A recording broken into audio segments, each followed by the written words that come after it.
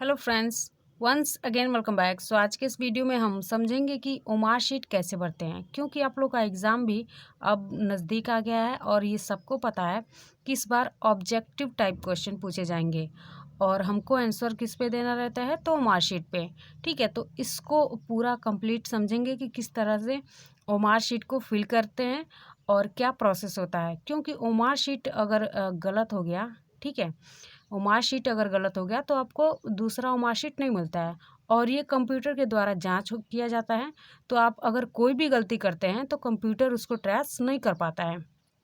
ठीक है, तो एक्स्ट्रा की जो भी मार्किंग होती है या गलतियां होती हैं जिसके वजह से आपका रिजल्ट स्टे कर जाता है या और भी सारे प्रॉब्लम्स आ जाते हैं। ठीक है, तो इस तरह की गलतियां आप नहीं करेंगे। इस वीडियो को देखने के बाद आज हम सारा समझेंगे कि किस तरह से ओमार शीट को भरते हैं और क्या प्रोसेस होता है और क्या क्या गलतियां हम लोग को नहीं करनी चाहिए। ठीक है, तो चलिए वीडियो को स्टार्ट करते हैं और देख लेते हैं कि ओमार शीट को कैसे भरते हैं। सबसे पहले हम लोग इंस्ट्रक्शंस जो बोर्ड की तरफ से दिए गए हैं उसको पढ़ेंगे और आपको एग्ज़ाम में इतना टाइम नहीं रहता है कि आप लोग पढ़ें, तो इस यहाँ पे पढ़ लोगे, समझ लोगे। ठीक है, इसी तरह का ओमार शीट आपके एग्ज़ाम में आएगा और उन बच्चों के लिए सबसे ज़्यादा महत्वपूर्ण है जो फर्स्ट ईयर में है, जो फर्स्ट सेमेस्टर में स्टूडेंट हैं। उन लोगों को भी आप लोग क्या करेंगे, जो भी होगा, जो जैसे होगा वो उस तरह के स्टूडेंटों को जिसको ज़रूरत होगी आप क्या करेंगे, शेयर कर देंगे। ठीक है, तो अगर थर्ड सेमेस्टर वाले देख रहे हैं तो फर्स्ट सेमेस्टर को ज़रूर से शेयर करें और उनको बताएं। ठीक है, तो आज देख लेंगे आप लोग अच्छे से, तो आपको सारा क्लियर हो जाएगा कि किस तरह से मार्कशीट को भरना है और कौन कौन सी गलतियां नहीं करनी है। ठीक है, तो कुछ इंस्ट्रक्शन आपके बोर्ड की तरफ से दिए गए हैं जिनको देख लेते हैं। ठीक है, इसी रूल के हिसाब से आपको ये सारा मार्कशीट भरना होता है।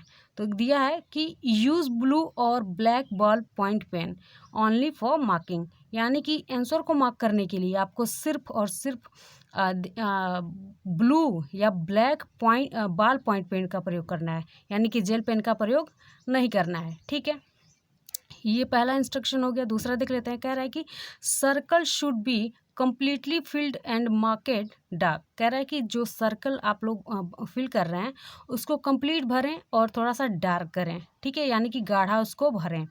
तीसरा इंस्ट्रक्शन दे रहा है कि darken only one circle for each question as a sound in the example below. कह रहा है कि ये जो नीचे एग्जाम्पल दिया हुआ है उसमें जो 4 ऑप्शन दिए गए हैं, तो उसमें आप एक ही क्या करेंगे, एक ही ऑप्शन पे सर्कल बनाएंगे, यानी कि उसको डार्क करेंगे, गाढ़ा करेंगे। ठीक है, उसको भरेंगे।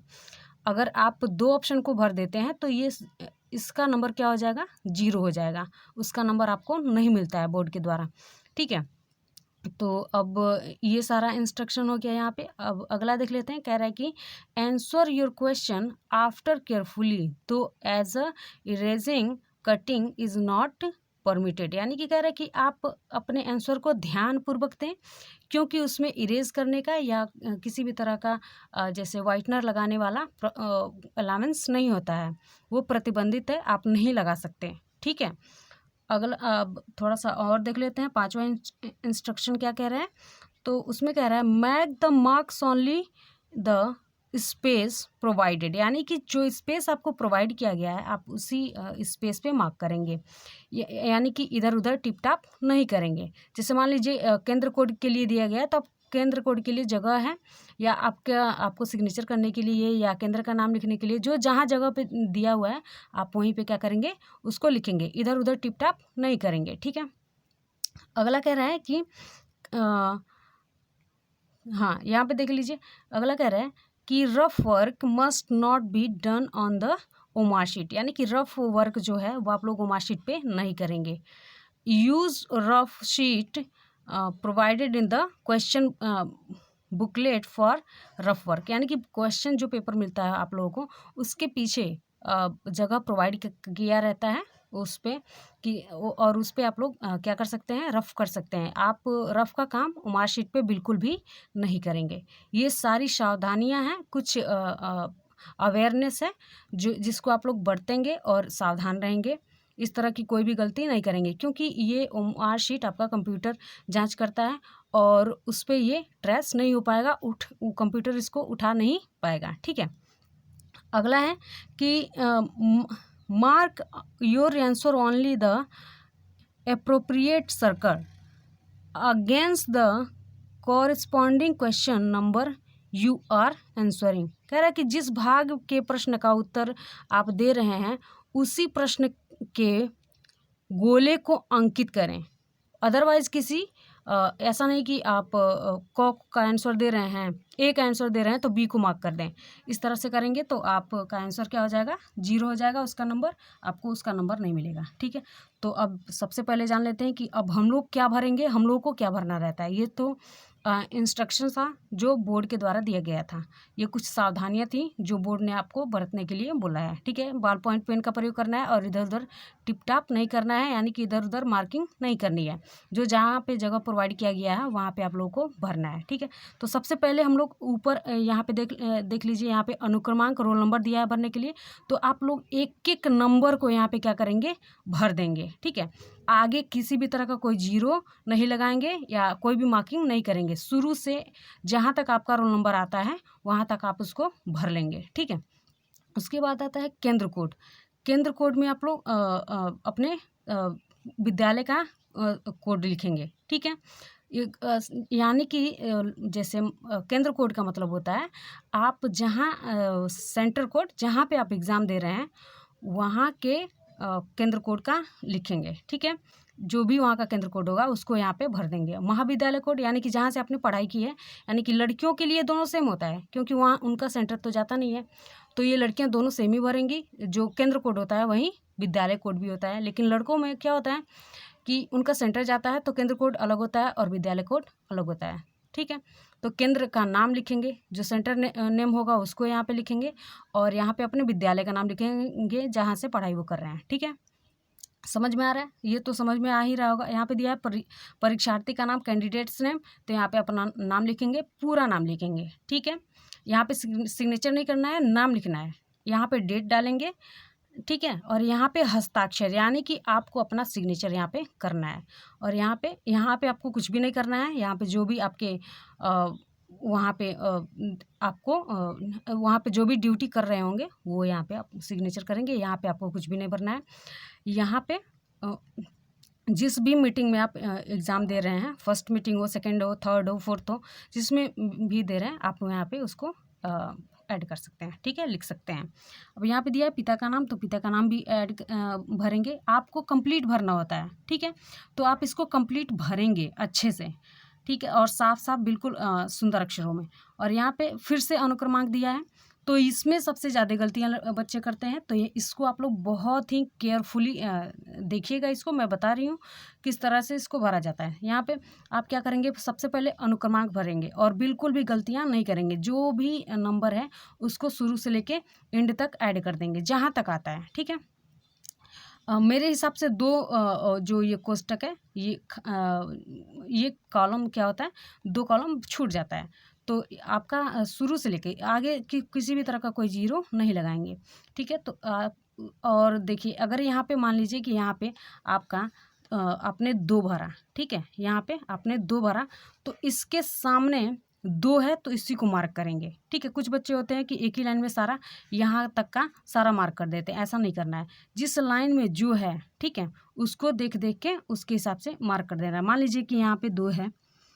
ठीक है, यहाँ पे मैं लिख दे रही हूँ 22 है, ऐसे 23, ऐसे करके कुछ भी मैं ऐसे ऐड कर दे रही हूँ। आपका जो भी रोल नंबर होगा उसको ऐड कर दीजिएगा। ठीक है, 7 9 0 ऐसे करके। ठीक है, 1। तो आप यहाँ पे 2 है तो 2 को मार्क करेंगे, फिर 2 है तो फिर 2 को मार्क करेंगे, फिर 2 है तो 2 को मार्क करेंगे, 3 है तो 3 को मार्क करेंगे। ठीक है, यहाँ पे थोड़ा सा मैं और दिखा दे रही हूँ। यहाँ पे 4 है तो 4 को मार्क करेंगे, 6 है तो 6 को मार्क करेंगे उसी लाइन में। ठीक है, 7 है तो 7 को देखेंगे और उसी लाइन में मार्क करेंगे। और ऐसे 9 है तो 9 को देखेंगे, यहाँ पे मार्क करेंगे। 0 है तो यहाँ पे 0 को मार्क करेंगे। 1 है तो 1 को। इस तरह से इसको भरा जाता है। फिर यहाँ पे आइए महाविद्यालय कोड। तो यहाँ पे जो भी आपका जहाँ से आपने पढ़ाई की है उसका जो कोड होगा उसको क्या करेंगे, यहाँ पे फिल कर देंगे। और इसी तरह से यही प्रोसेस है, इसके आमने सामने उस चीज़ को भर देंगे। मान लीजिए 199 है तो यहाँ पे 1 को कर देंगे और 99 आप नीचे जाएंगे और इसको कर देंगे। यहाँ पे पेपर कोड आता है, ठीक है। तो जो भी आपका पेपर कोड है उसको आप यहाँ पे भर देंगे। और उसके बाद आपका आता है क्लास। तो क्लास आपका जो भी है तो बीए ही है, बीए बीएससी जो भी है उस पर आप क्या करेंगे, उसको फिल कर देंगे। उसके बाद है पार्ट ए, जो भी है जिस सेमेस्टर में अगर आप हैं, ठीक है, तो आप सेमेस्टर वाइज भरेंगे। और अगर जो प्राइवेट है वो प्राइवेट पे भरेगा, और जो जैसे रेगुलर है तो रेगुलर बच्चे क्या करेंगे, रेगुलर को मार्क कर देंगे, इसको अच्छे से पूरी तरह से फिलअप कर देंगे, ठीक है। और इस तरह आप लोग का ये सारा हो गया, ठीक है।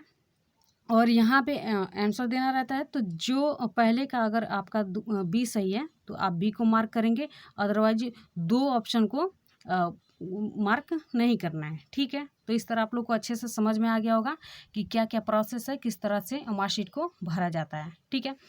और इस चीज़ को यहाँ पे पेपर कोड भरना है, ठीक है।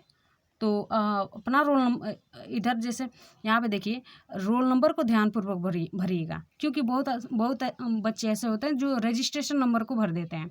तो रोल नंबर को भरना है। और आप अपने जो भी आपका प्रवेश पत्र मिला रहता है, ठीक है, आई कार्ड मिला रहता है, उसको ध्यान से देखिए। उसमें जो आपका फ़ोटो लगा रहता है उसी के जस्ट नीचे आपका रोल नंबर दिया रहता है, ठीक है। तो आप उसको भरें, ना कि फॉर्म नंबर को या रजिस्ट्रेशन नंबर को नहीं भरना होता है। क्या भरना रहता है, तो रोल नंबर को भरना रहता है, ठीक है। तो आप किसी भी तरह की कोई गलतियाँ नहीं करेंगे वो मार्कशीट को भरने में, और अच्छे से उसको भरेंगे। आई होप आप लोगों को समझ में आ गया होगा कि किस तरह से क्या किया जाएगा, ठीक है। तो वीडियो को लाइक शेयर करते रहिएगा और चैनल को सब्सक्राइब कर लीजिएगा।